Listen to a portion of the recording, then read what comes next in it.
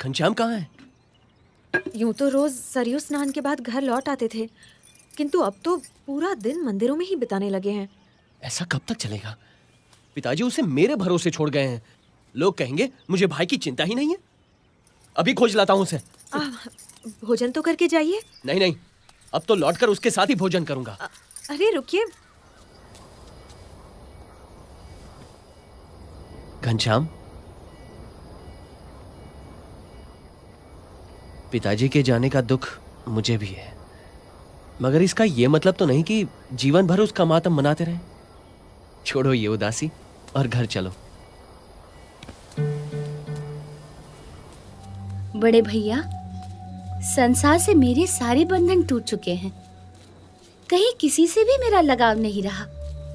माँ और पिताजी ने मुझे पहचान लिया तो उन्हें मुक्ति दे दी। अब जो जो मुझे पहचान लेंगे, मैं उनकी मुक्ति के द्वार खोलूंगा। मेरा जन्म अनंत जीवों की मुक्ति के लिए ही तो हुआ है।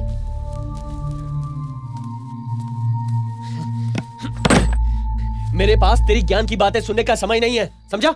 अब से घर के बाहर पैर रखा ना तो तेरी टांगे तोड़ दूंगा।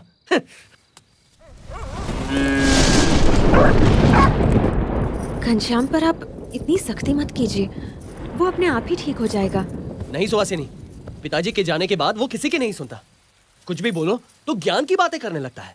उससे तो बचपन से ही जीवन से विरक्ति रही है।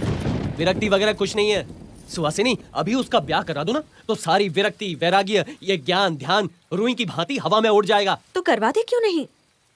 हाँ लेकिन वो, हाँ, खंभारिया गांव के निहार मिश्र अपनी बेटी के लिए कब से पीछे पड़े हैं। वो तो चंद्रकला को लेकर हमसे मिलने अयोध्या आना चाहते हैं। फिर तो तुम कल ही उन्हें बुला लो। हो सकता है चंद्रकला अपनी कला से घनश्याम को बांधने में सफल हो जाए और घनश्याम जीवन भर हमारे साथ रहे। हाँ बिल्कुल ठीक कहा, उनसे कल ही बात करूंगा। चलो भोजन ले लो, रात बहुत हो गई है। तुम्हारे भैया और इच्छाराम तो भोजन करके कब के सो गए। तुम्हारे हाथों का ये अंतिम भोजन ले रहा हूँ भाभी।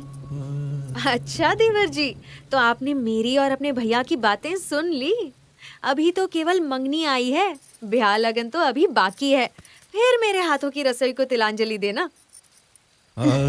सुवासिनी को क्या पता था कि अपनी कल्याण यात्रा के लिए घनश्याम केवल उनकी रसोई को ही नहीं, घर, परिवार, संसार के हर एक सुख को तिलांजलि देने का संकल्प कर चुके थे।